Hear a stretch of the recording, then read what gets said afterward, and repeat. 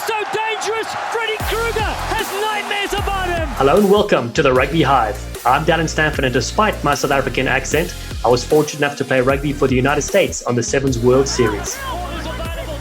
And I'm MacDowell, a former Canadian Sevens international. Back in my playing days, I went head-to-head against Dallen in the USA.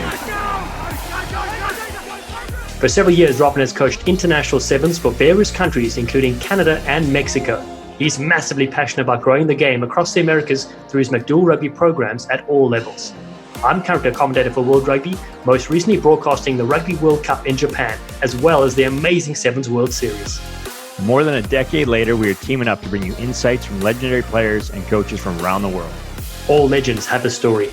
The Rugby Hive podcast is here to share it. Welcome to the Hive. Oh, he's more dangerous than climate change.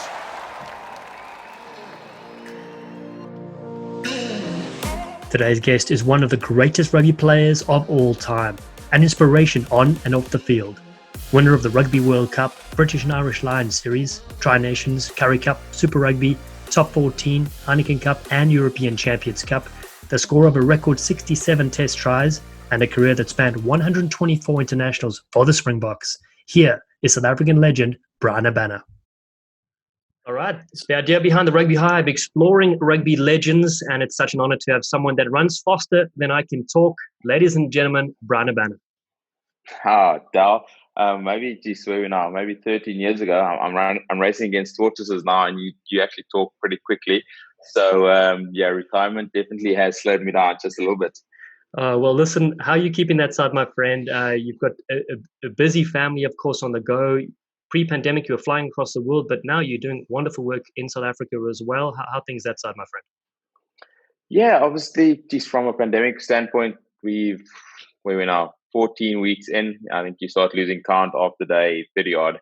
Everyone very positive initially. I think our president and the government got in before this really started, getting bootstrapped.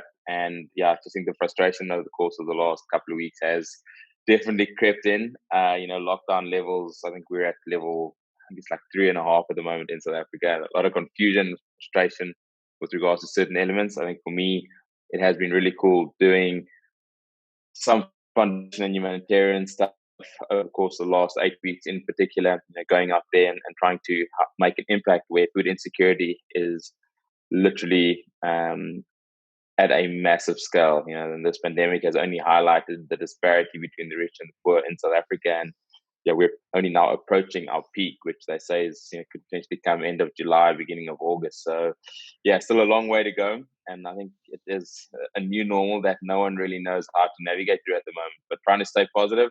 I started doing challenges week 1 to 3 and haven't done any social media challenges for quite a while. Well, listen, it's just been brilliant seeing you connecting also with some of the current rugby players as well, and just giving back to the community. We're supporting and watching from afar as well, Bryan. But let's kick off. Let's go right back. Tell our viewers the story behind your given name, Bryan, and your middle name, Gary.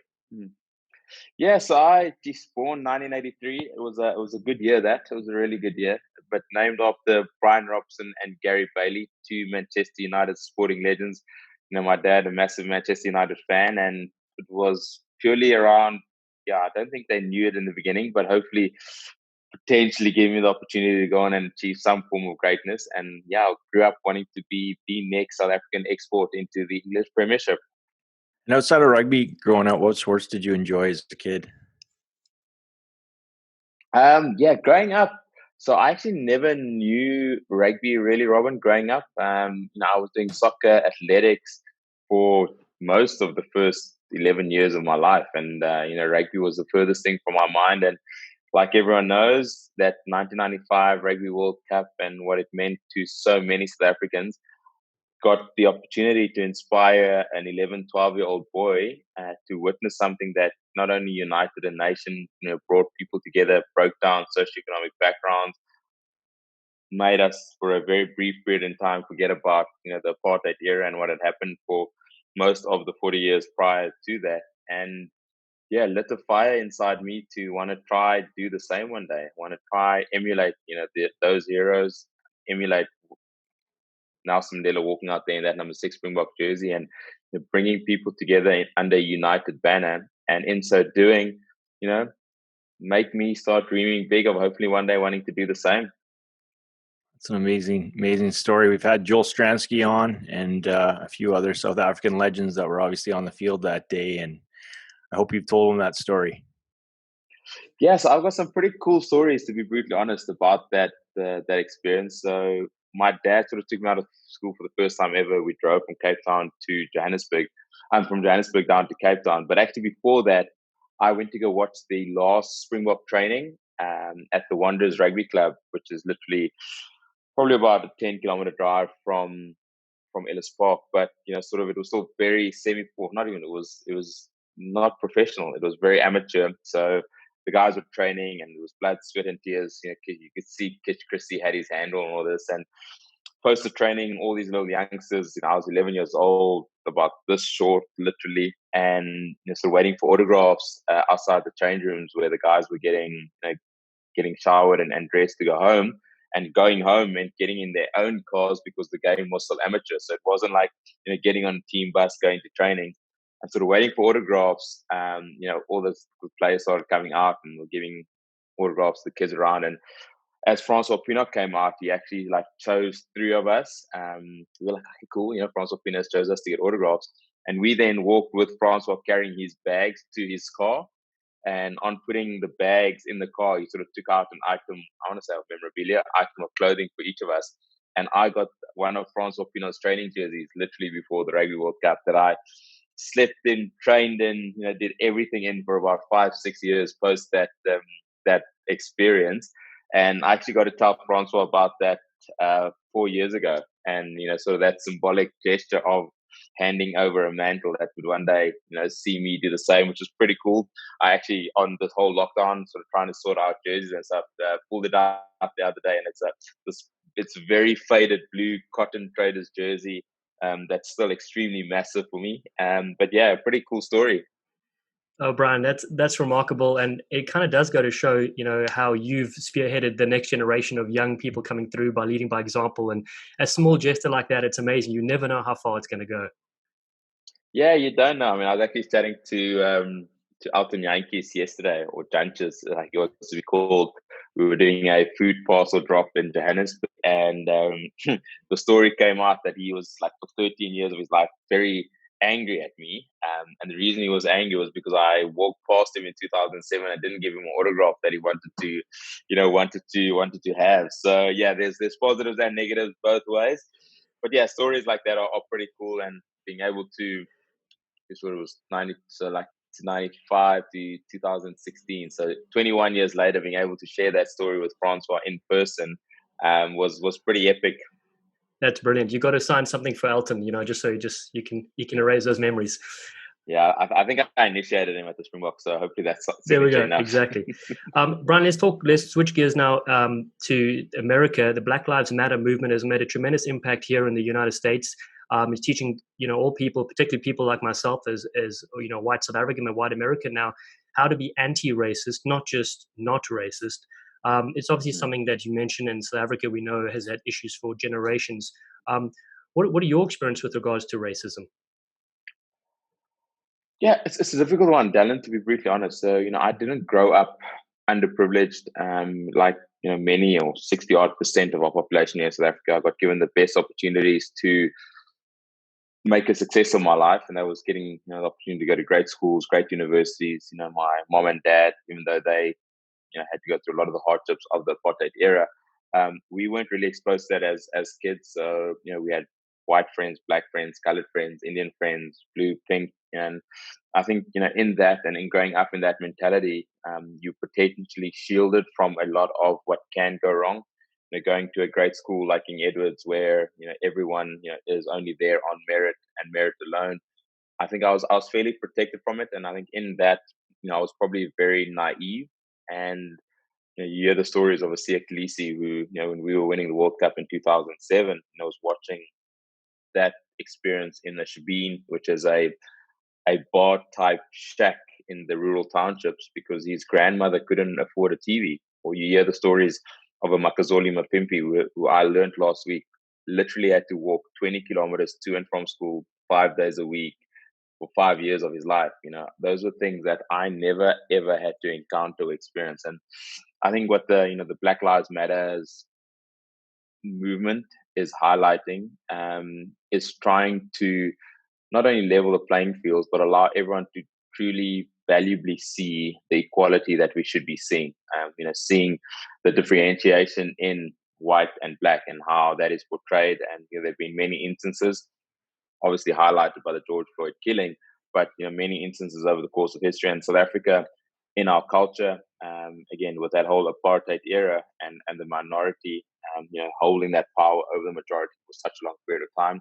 And we're unfortunately, going through things in South Africa where, because of apartheid, because of oppression, our lowest or our least educated population is sort of segregated to the furthest parts of the cities and stuff. And I always get asked, like, how do you fix that? Do you go back 50 years and try to change things? But like you said, I think it's about educating people about how it's not about, again, seeing a color, but it's about seeing the actual behavioral changes that need to happen. And I think, that is sort of come down to the lowest level, because of this George Floyd killing and what it has happened, and not just in the United States, but across the world. And hopefully, in so doing, we're all educated in the way we talk, communicate, and the way we perceive life to actually happen.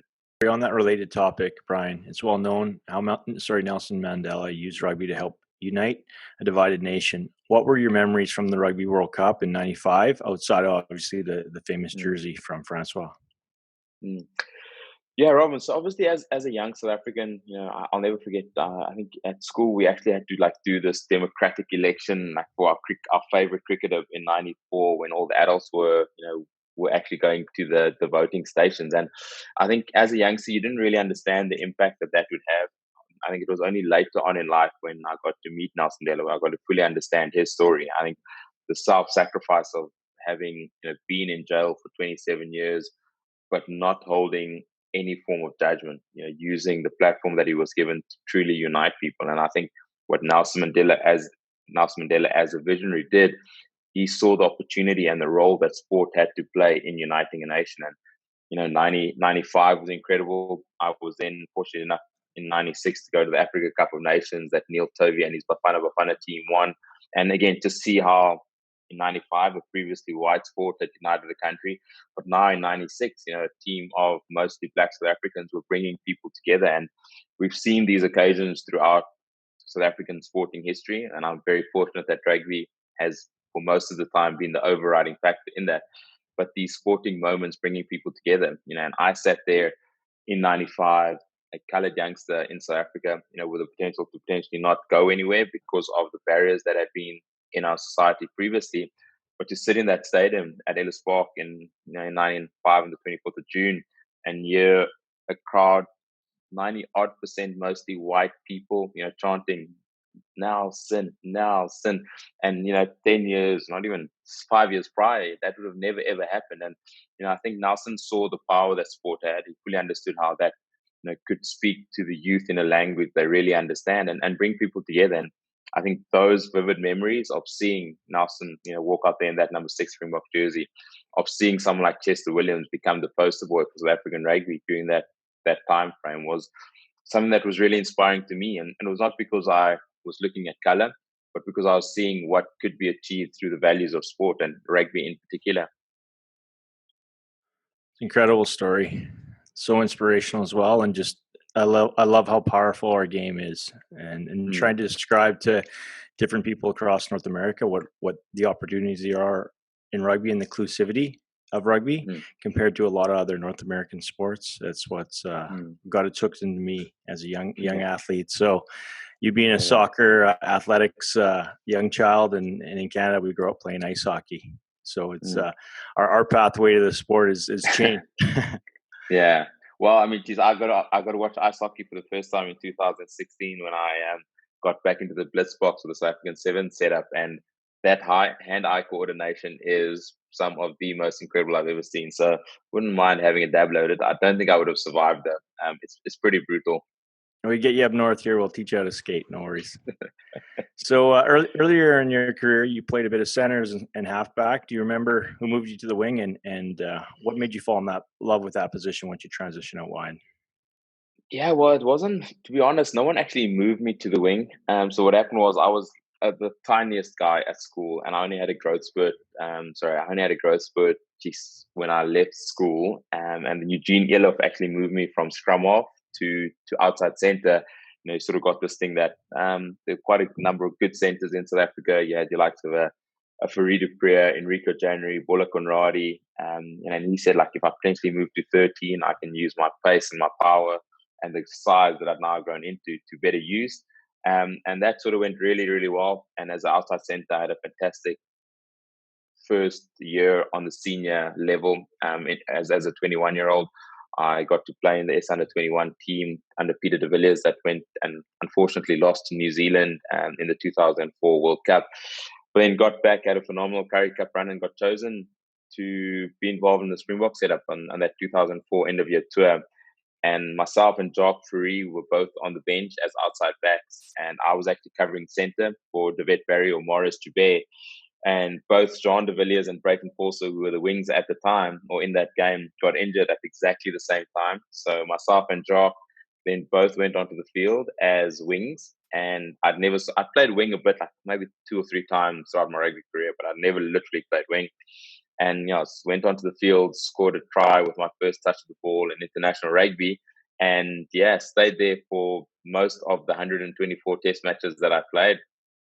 It's an incredible story. And you talk about inspirational players. Brenton Palsy, even though I was Canadian, I had a game of South Africa versus Canada VHS back in the day, and it was the only game I had, so I watched it over and over again. I watched this little Brenton Palser, and I was just a young winger at the time too, so he was my hero growing up. Just it's amazing. Just how creative he amazing, Robin. at that young age. Yeah. So what advice would you give to young aspiring finishers out there? What are some things that, obviously outside of pace, what are some things they can work on? I think as a young winger, obviously, for me, there are definitely 3 non-negotiables for any rugby player to want to be successful. It's your discipline, your dedication, and your sacrifice. Because I think without those 3 non-negotiables, you do need luck along the way. You do need a coach to spot you or back you or potentially select you. You do need, a lucky bounce here and there. So if you have those 3 non-negotiables, they're really important to achieve success, especially in the modern professional game. And as a youngster, I only went to gym for the first time ever when I was like 17 or 18 years old. The modern game has definitely changed that dynamic. Getting young players either contracted out of school or the professional era has just started a lot younger. Advice for a young winger, I think, is to adapt your game in ways in which the opposition can't expect you to be in the places you arrive on the field. Because, and I talk early 2000s, a winger's role was only to stay on your wing, be the receiving the last pass and scoring tries. But I think today's modern game, some of the biggest and best wingers are those that are found in places that the opposition potentially doesn't see where they are. So your skill set of high ball catching, I think, is extremely important in this kicking game that has developed over the course of the last 15 years. So again, your fundamentals are incredibly important, but making sure you continuously adapt to pop up in places where the opposition doesn't expect you. And in so doing, you can use your pace, you can use your skill, and you can use your attributes to do things that your opposition wouldn't expect. Let's switch across to sevens, Bryan. You mentioned playing with the Blitzboks early in your career. There's a large group of people that think that sevens does nothing for 15s players. So what are your thoughts on using the shortened version of the game to develop talent? I think as a young player, there's a lot of attributes from the sevens game that definitely could help you in making the transition to 15s. I think the difficulty that we have in the modern game is that both sevens and 15s is a full-time job. Back in the day, sevens was unfortunately not a full-time job, so it was sort of a stepping stone to hopefully get to higher things. Where the intensity, the physicality, the level of training now within the sevens environment, almost doesn't allow you to make that adaptation to the 15-man game. But I think your awareness of what is around you, your ability to again come up and constantly have to peak at an intensity rate for that 14-minute period, which actually feels like 140 minutes when you come back into the game from a 15-man perspective. So I think there are certain attributes. I think the skill set that Sevens gives from a passing perspective, a work rate perspective, is absolutely phenomenal. I think the biggest thing that happens when a lot of the guys from the 15-man environment try out for the Sevens is they just find out that constant having to get up and knowing that you are going to be the weakest link in the team if you're constantly staying on the floor. So, your work rate, your passing, the ability to beat players in a one-on-one situation in Sevens, can be translated. But we have also seen is a lot of the players from the Sevens environment potentially haven't been able to make the transition over to the 15-man game, because all of a sudden there's a lot more players covering the same type of field. So, the space and the dynamics is not quite the same. So, two very different types of game at the moment. And like I said, I think there are a few that have made the transition, but there's also quite a few that have tried and unfortunately failed. Yeah, there's a lot of space. As Robin and I found out, we've been stepped in rounded like park cars for many years on the series. But listen, of all the tries you've scored, we don't have enough time on this podcast to run through them, of course. Hundreds, if you count all the club rugby and everything else in professional era. Is there one try that stands out for you? There is one, but I'm going to say there's two. So I think for me, that first try against England on debut, obviously, I couldn't have, the only way I could have asked for a better start was if South Africa didn't actually get pummeled that day, and we won the game 32-16 instead of losing 32-16. But I think that one, arriving on the scene with no one really knowing who I was, sort of made a fantastic foundation for what was to come in my career. And then I get asked, like, what is my best try ever? And it is actually not even playing for the Springboks. It was playing for the Bulls against the Blues at Loftus. I literally just scored a try 5 meters out from the kickoff. Luke McAllister kicked deep, collected straight from the kickoff, rounded Dougie Howlett, ran past Albie Mathieson on the left-hand touchline, chipped over Ethan Nathiwa, and then I had Joe Rokotoko sort of lurking on my left-hand side. And I think what does make it even more enjoyable is Hugh Bladen's soundtrack, from kickoff to finish, which was pretty exceptional. And then the Loftus crowd, which had 50-odd thousand people in the stadium, that all went berserk. Yeah, I will say it's amazing to hear Hugh Bladen on the mic back in the day, and one thing that stands out is the way he would say your name too, when you just get so excited. And he may have been a bottle of brandy deep, but deep as it was epic to watch and your try. So let's go to 2007 Rugby World Cup. What did your side possess, or what did you guys do better than anybody else to win that tournament? Dallen, it's difficult to say what exactly we did right. I think there was a lot of belief, from the outset. I think, again, we had a lot of luck as well. The ABs and Australia both getting kicked out in that quarterfinal stage, and we had a bounce of a ball against Tonga, where literally a bounce of the ball, would have seen us lose instead of beat Tonga. JP Peterson's tackle in that quarterfinal against Fiji in Marseille. So it was also, again, I think first and foremost, you have to look at your leadership. So Jake White came in with a clearly defined plan of what he wanted to achieve as a Springbok coach.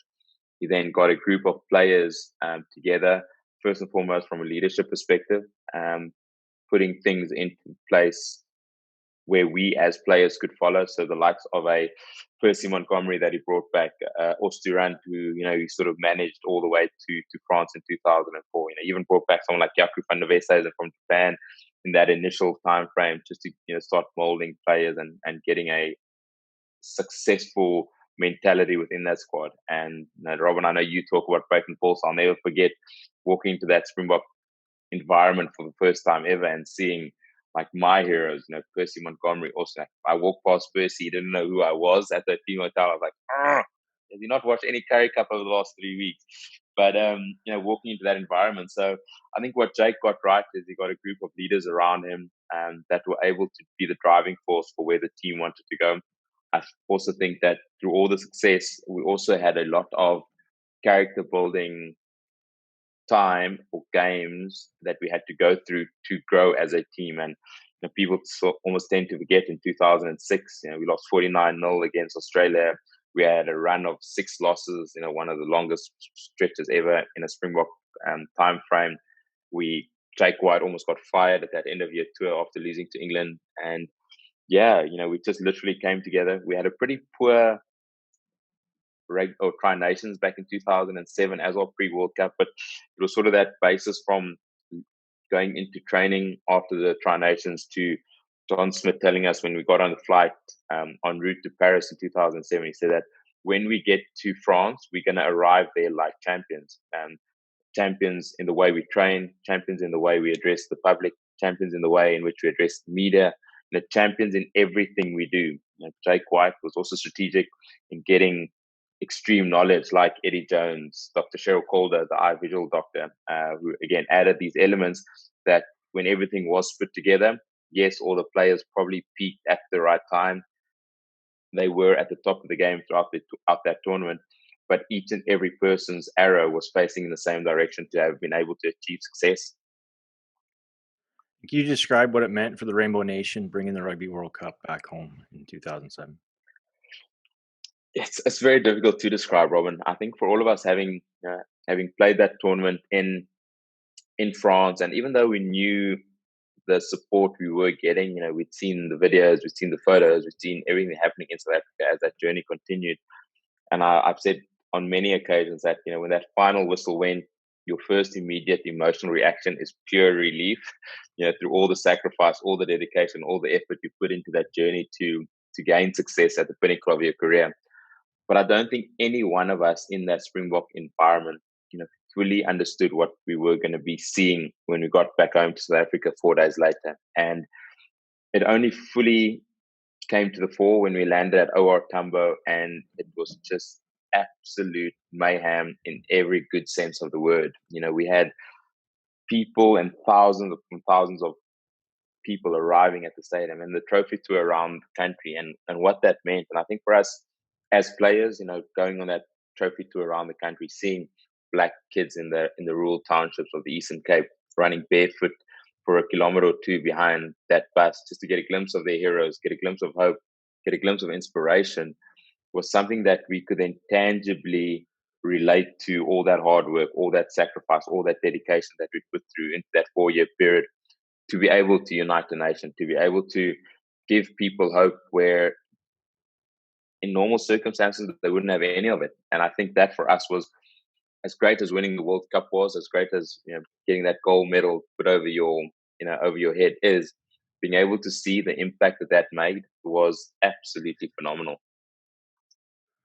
Yeah, I watched the Campo story when I was a young guy on VHS again, just to date myself a little more. But again, over and over and over and over again, and glimpses of the Hong Kong Sevens and stuff. And I think it was Michael Liner talking about his number one thing about when they won their World Cup was just the impact and growth and how many kids signed up across Australia the next year. And I've never won a World Cup, of course, but helping Mexico qualify for a Sevens World Cup,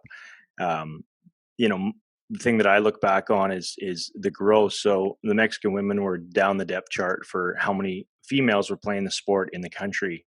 And by the end of 2018, after we'd gone to the World Cup, so just about a year after we qualified for the World Cup, the registration for female women across Mexico had rose even above the U.S. and Canada for amount of women playing the sport. So the standard's not there yet, but they they fell in love with the sport and they realized that they can get a ball and play. Fantastic, well done. Yeah. So one of when Dallen said we're going to get you on, I said I have to ask him about the cheetah. So one of the craziest things I've ever witnessed in sports. And just thinking about this question, like the only thing I can relate it to, and I've shared this with Dallen, but I when I moved to the middle of Canada for a decade there to coach sports, I got into rodeo and I got on some bulls and some bucking horses, and the only thing get me that excited from playing in stadiums. So what was that like? How did that come about? And at any point did you want to pull shoot on it?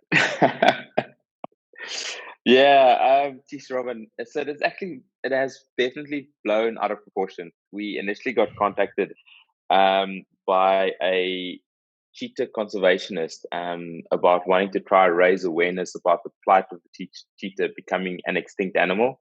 And we're like, okay, cool. Obviously South Africa, we grew up, in nature, going to game reserves and experiencing the big five. We'd had father and son weekends. So, I love the bush. And I was like, yeah, I'd love to, play my part in raising awareness about, what's happening. So they were sort of in communication with my dad around this whole experience. I'm like, oh no, we're going to get you to race the thing. And I think when I initially heard it, I was like, okay, cool. You'll be in a secured, barriered, fence type environment. And then we got to the game farm on the Thursday morning, and I'll never forget. Obviously, the build up to that was pretty tough for me because it was in the middle of Super Rugby. Heineke Meyer, when he found out that I'm going to be racing this cheetah world, he literally blew his lid. He was like, "What are you thinking?" I think we were playing the Crusaders or something that Saturday. No, coach, I promise you, I'm not going to do anything stupid. I'll warm up properly. I think I even got him to get a stationary bike there just so I can warm up properly. And so we get there, and I sort of get to this environment, and this massive stand that had been built, and I'm like, okay, that's weird. And then I'm talking to the ranger. I'm like, okay, cool. So what's happening? He goes, okay, well, the cheetah's going to be coming out of there, and sort of that is the finish line. I'm like, looking at this very patchy piece of grass. I'm like, okay, well, just explain the situation. No, they planted the grass about 3 weeks ago. I'm like, my professional rugby player brain is like, okay, cool. And there's okay, so it's not like you're going to even out flatten piece. I'm like, okay, okay, cool. And so where's it? Where on which side of the fence? I'm looking at the fence is the other side of the grandstand. I'm like, so which side of the fence am I running on? And it's like, oh no, you see this little piece of string running down this middle of the patchy grass. I'm like, yeah. Well, the cheetah's going to be on the left hand side, and you're going to be on the right hand side, and that piece of string sort of the pulley for the lure that the cheetah has to follow. And I'm like, no, whoa. Just explain again. So there's no barrier between me and the cheetah. He's like, no, well, that was never the point of this. I'm like, okay. Now I'm already okay, now the alarm bells are going left, right, and I'm like, okay. Let me just, so the cheetah's running right next to me. There's nothing in between us. Is there is there some form of a person or people to at least do something if, well, the cheetah's very tame, you don't have to worry. But if you are worrying, we're going to have a game ranger, he's going to have a tranquilizer gun. And I'm like, okay, well, first and foremost, where's this ranger standing? How good is his shot? And how sure am I that he's not going to shoot me and the cheetah if something does happen? So I'm literally just trying to work out all these mathematical calculations. And I'm like, okay, well, if the cheetah does decide to see my behind and look at that rump instead of the lure that it's actually supposed to be chasing. He said, no, don't worry. So, and then they're like, at what point do I actually start running? They're like, well, we've got some of our workers doing it in the last couple of weeks. I'm like, well, how fast are your workers? When do I start running? Because this thing is going to get to 90 odd kilometers an hour at, in less than 3 seconds. So it literally was only to raise awareness of the plight of the cheetah becoming an extinct species, and became this absolutely mammoth, YouTube watched clip that did raise a lot of awareness, potentially for the wrong reasons though. And listen, what speed did you clock? Because we've watched that over and over again. You have a head start, but jeepers, you obviously must have been motoring.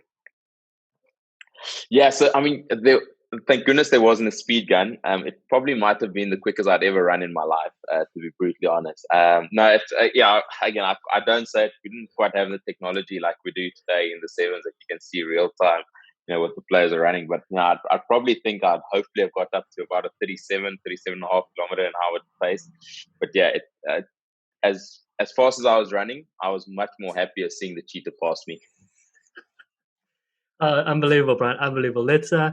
Let's go back to your on-field career. Just going through some of your highlights, winning, competitions like Super Rugby, Currie Cup, Top 14, Heineken Cup, European Champions Cup. The list goes on and on.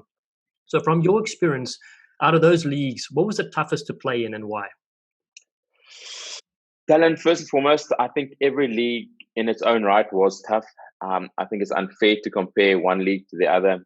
Super Rugby, the pace of it, the travel of going from South Africa to New Zealand, and I was fortunate that I sort of played it when it was still its true form of Super Rugby, where you got to play every weekend against every team in the competition.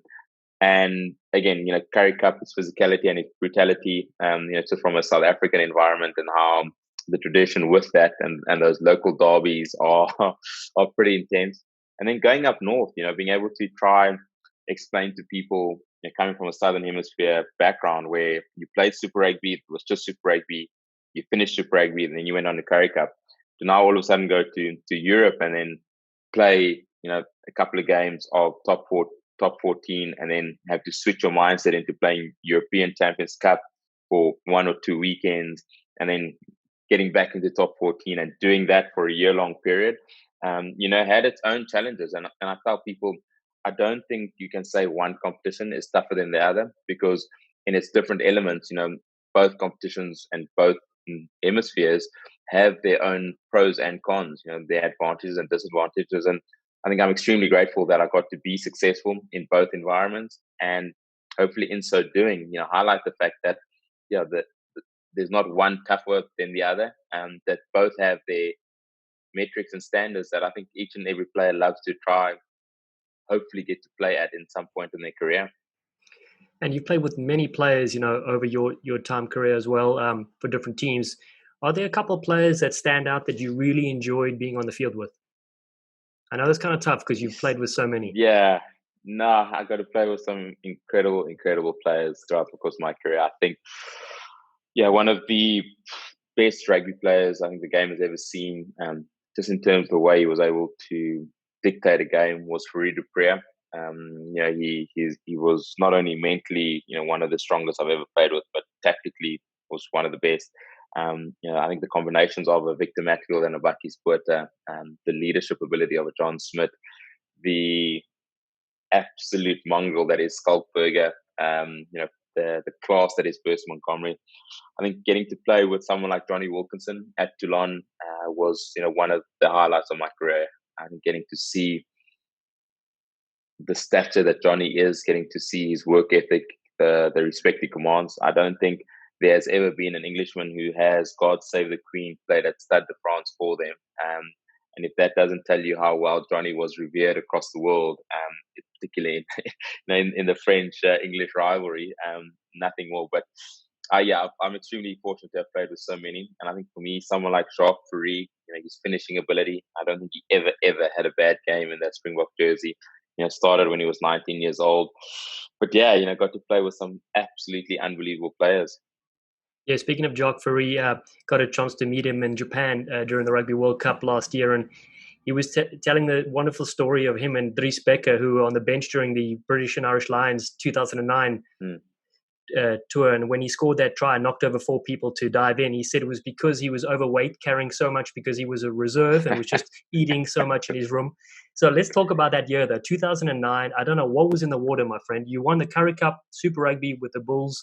You lifted the Tri-Nations trophy, and you were involved with the British and Irish Lions victory. And I think you got married in that same year as well. Yeah, it was without a doubt. I get asked quite. Everyone refers to 2007, winning Super Rugby with the Bulls for the first time, World Cup, and yes, that was special. But without a doubt, 2009 was the most successful year I've ever been involved in. Like rightly stated, we beat the Chiefs by a record margin in that Super Rugby final at Loftus. I think the score was 61-17. Then went on to beat the British and Irish Lions in that series, which again, post 97 was something we as Springboks really wanted to do. Beat the All Blacks for the second year in a row in New Zealand to then win the Tri-Nations, come back, win a Currie Cup with the Bulls, my first ever Currie Cup, scoring 2 tries in that final, and then sort of capping the rugby year off by beating the All Blacks as the Barbarians, scoring a hat-trick of tries at Twickenham was pretty special. And then getting married, literally just put the cherry on the cake. So it was an absolutely phenomenal year, from the Bulls to the Springboks. It was one of the most dominant years, and I think Richie McCaw actually talks about that Springbok side in his autobiography, about that side and the toughness that we had, and one of the toughest sides he's ever got to face. And the caliber of players involved in each and every team and each and every setup made 2009 a year that probably won't easily be surpassed.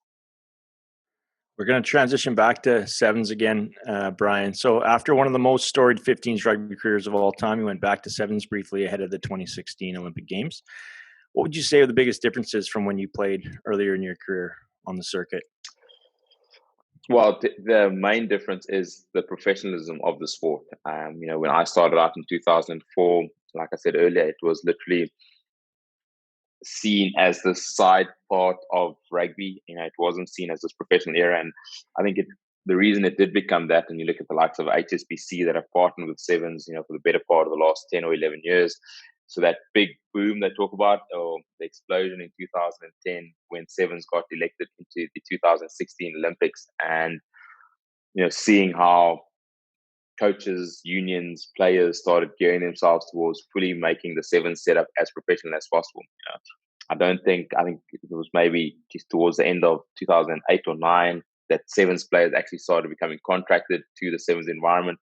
And when that got announced that rugby is going to be in the Olympics, it became a fully fledged professional setup, not only for the men's but for the women's. We saw the development of the women's game exceed at a rapid rate, in preparation for that. And I think because of how the series then started gearing towards, everyone was wanting to be a part of a World Cup. Yes, everyone was wanting to be a part of the series, but Sevens players were now building themselves towards a career of hopefully being at the Olympics and representing their country at something that no other rugby player had ever had the opportunity to do. So again, from an intensity perspective, and Dallen will know, Chester Williams, I'll never forget that first time I had a training down here in the Western Cape in Bellville, and just that 4-on-7 defense drill almost made me say I'm not going to play rugby ever again. I'm like, that defensive drill, I was like, I'm out, Chester, I'm out. Don't even call me back. I'm out. I cannot do this.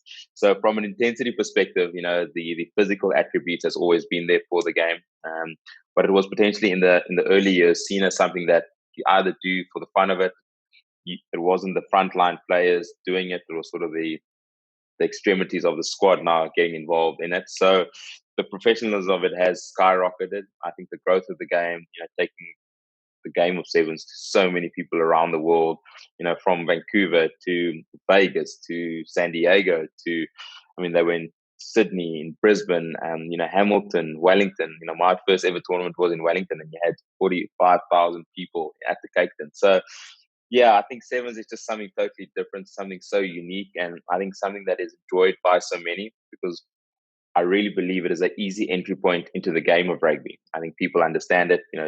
It's fast-paced, fast-going type of environment, but camaraderie, the solace in the atmosphere with so many different nations celebrating their teams, celebrating the underdogs, and loving seeing exceptional pieces of skill and pace. And I think what it does present to the world is that easy entry point that makes you fall in love with the game of rugby if 15s doesn't do it for you anyway. And Bryan, we see you on the Seven Series a lot these days now as your role with HSBC. Can you talk a bit about what you do for them? And also a question we have from some of our viewers and listeners is, how did Nolly Waterman smash tackle you into the pool with the Cape Town Sevens last year? Yeah, so again, I'm extremely fortunate to be on the HSBC ambassador role for the Sevens. A fantastic company, a fantastic entity that has really given so much towards the game of Sevens, and not only at the highest level but at grassroots level as well, Dallen. And I think for me that has sort of been one of the highlights over the course of the last two or so years, is being able to see the grassroots activities in the likes of America, Dubai, South Africa, Hong Kong, where I got to go to for the first time last year. And I think because they've been such an important partner of the Sevens environment over the course of the last 10 years, and I think for them it is literally about that inclusivity. I think they were a strong bystander in making sure, and supporter in making sure, that the women's game, got to the levels where it is, where 6 of the 8 tournaments are now intertwined with the men. And yeah, Cape Town in December 2019, I have definitely marked it. I am going to be an elephant about it. I've filed it. I'm not going to forget Danielle Waterman and how she potentially embarrassed me in front of my own people. But it did give me an opportunity just to remind people that I was wearing the Springbok budgie smugglers long before Puff de Klerk actually was. That bloody classic. I did see that. It was good photos of you in action. Very clever. She has been on our podcast, and she did say she's waiting, and just she'll be had one of these days. And I've got to get it back. She actually then also, we had an experience in Dubai with George Regan in December last year, and I don't know how we got onto the topic, but she got asked to please show how she rap tackled a French woman like in a try saving tackle. And I then literally had to now role play Danielle Waterman had bear hugging me in not scoring a try in front of about 150 odd fairly intoxicated people, in the HSBC Premier Stand in Dubai. So I've got quite a few moments that I need to not only file but need to rectify at some point. So she knows I'm coming for her. She definitely knows I'm coming for her. Sounds like she's the next one to race the cheetah. No, I think I'm going to get her racing against a rhino. They move pretty quickly, and unlike a cheetah, that sharp horn can potentially cause a lot of damage. Brilliant. Bryan, let's stay with working with young kids. I got a chance to meet you for the first time in Los Angeles through the Laureus Sport for Good Foundation, and on my resume, I still put that one time I intercepted a ball from you and a 10-year-old. It was a classic. But talk about being involved with that organization and getting to be an ambassador there. Yeah, so again, the Laureus and its academy, I think everyone sees the Laureus Awards where sporting athletes from around the world are accredited and given the title of being the best sportsman or woman in their specific environment. But I think the underlying tone of the Laureus Sports for Good and the impact that it's having on so many kids around the world is something I've really lent my heart to over the course of the last 11 years. I've been an ambassador for 11 years, and I was fortunate to be inducted into the Laureus Academy this year, member number 69, alongside some of the best that the world of sport has ever got to see. And I sort of walked into that room, and the likes of a Michael Johnson, the Sean Fitzpatrick, who's the chairman, obviously comes with a huge role. But I'm sort of walking in there, I'm like, do I even deserve to be here? I'm like, why? Nadia Comaneci, the first ever person to score perfect 10 in gymnastics. Marvelous Marvin Hagler. I'm sort of, my mind is just blown. Like Forrest Becker, all these absolute legendary sporting figures. And yeah, I think being able to see the work that the Laureus Sport for Good Foundation actually do, being able to see the impact they have using sport as a tool for social change, using sport as a tool to allow people to be inspired or be given hope, and in so doing make a meaningful impact on this world. I think they have something ridiculous, like over 300,000 children that are in some way or other, being really affected positively through their programs throughout the world. And to have seen the rise, and Nelson Mandela said it at the opening of the academy in 2000 that sport has the power to change the world. And I think with that message, with that ability to use the platform that we've been given to positively impact this world, through Laureus is a massive honor and privilege. And Bryan, that leads to the next question for you, which is, tell us about the Bryan Habana Foundation and the goal, when you set that up in 2015. Yes, Dan, thanks. So the Bryan Habana Foundation I set up in 2015, obviously knowing the life that sport has given me, the privilege that I've been able to get through rugby, and how much I have appreciated, what it has meant to me, not only as a person, but being able to see the inspiration that it has given to others. And I think initially the main objective of the foundation was around youth leadership. And I think for me, youth leadership, because they are the future. These young kids around the world are going to be those ones becoming leaders within their schooling environments, within their communities, within their cities, and hopefully within their countries.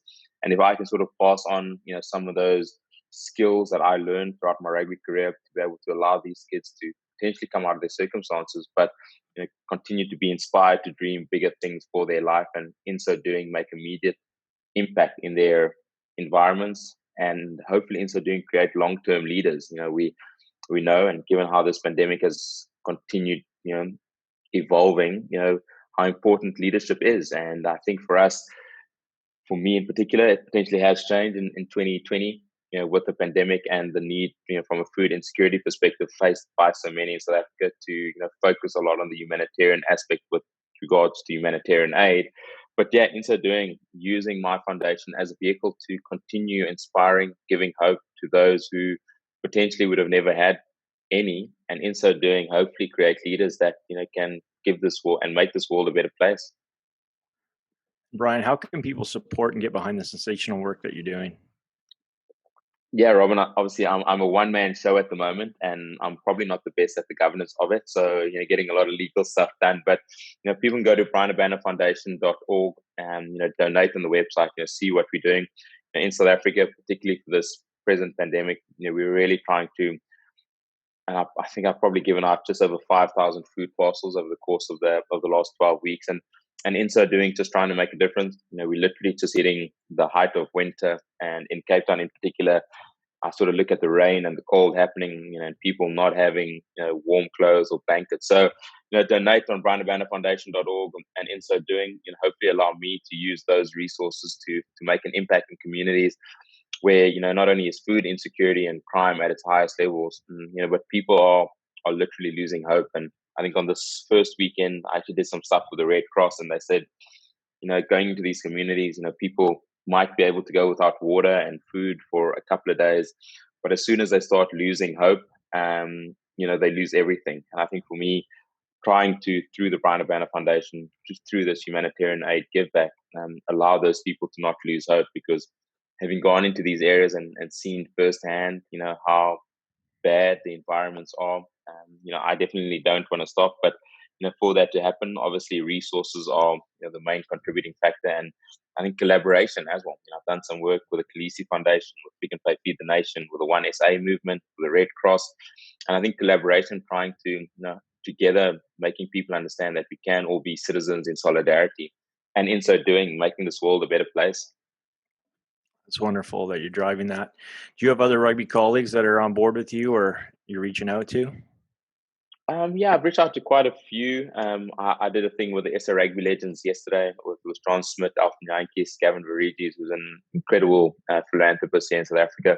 And I've done some fantastic work with Sia Khaleesi and his foundation. I think between myself, Sia, and the Pick and Pay Feed the Nation scheme, we gave out 1,500 parcels just over 4 weeks ago. So yeah, I mean, guys like Cheslin Colby and Justin Khadil, 7 stars and Springbok stars, doing some stuff through the, I think, Be the Difference Foundation, Skaran Tubeni. So yeah, definitely in South Africa we need permits to do charity, believe it or not. So it's about really finding out who has got permits, and in so doing, maybe make sure that we're not transgressing any laws. Yeah, you got to do your paperwork. Yeah. You were awarded OIS by the President of South Africa. Can you explain to the viewers what that stands for and what it means? Yeah, so the Order of Ikhamanga Silver. I actually don't know exactly, what it corresponds to. I'm not sure whether it's a OBE or MBE in the UK, but it's sort of something similar. So it's given. Yeah, I want to say almost accreditation of the impact that you've had in your sport or for your sport in South Africa. And I was fortunate to have, got that order, from the South African government alongside Percy Montgomery, Sean Pollock, and Makai Ntini in 2008. And yeah, extremely grateful knowing that what you did and how you portrayed yourself, not only as an athlete, but as a South African, had an impact in which you got recognition for. And again, I think people sometimes see it as iOS, which I definitely don't want it to be seen as, because even though I love Apple, not quite that, and not quite any future update for Tim Cook. Well, absolutely well deserved there. Bryan, final question for you. Most embarrassing moment on or off the sports field? Most embarrassing moment, and it's probably one of my biggest regrets, Dallen, within the rugby environment, was my dive in the 2014 final against Saracens for Toulon. I think as a rugby player, and the values that the game gives us, not only did I let myself down, my family down, but I let the game down, and in so doing, sort of really left a worryingly hole within me for a very long period of time. And I think, for us, those values within rugby that we respect the most, that we appreciate the most, was in that moment, something that I look back now and I'm extremely regretful for. I know there's a lot of, we all say that, you shouldn't have any regrets when you leave the game, and there's always going to be regrets. But I think that moment in particular, not only was it humiliating and embarrassing, but it definitely let down the person and player that I was, and also the values that I stood for as a rugby player and as a person. So humiliating and embarrassing at the same time. I thought you were going to say the Nolly Waterman tackle into the pool. Are you planning something big? Fun. Yeah. No, I think that wouldn't be embarrassed. But I actually needed the dip. It was quite hot in Cape Town in December, so I didn't mind getting tackled. Well, Bryan, listen, you've given a nation hope for many years while representing the Springboks. You're now helping others in need around South Africa and the world. You're a true inspiration. We just want to thank you for all you do and, of course, for coming on the Rugby Hive. Dallen, thank you very much for having me on the Rugby Hive.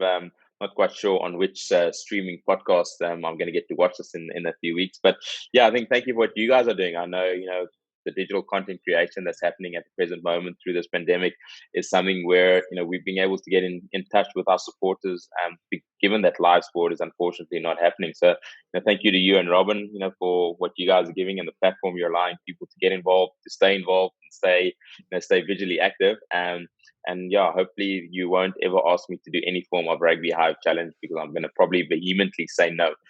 No challenges. But when we see you next, when the world does open up on the 7 Series, we'll certainly enjoy a good laugh and teaming up against some of those ambassadors that tend to get you when you're not expecting it. Looking forward to it.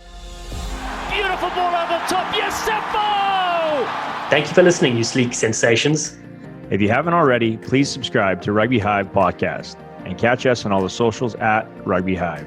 We appreciate your support. Be safe out there, and we'll see you soon. They've taken a lunch money from South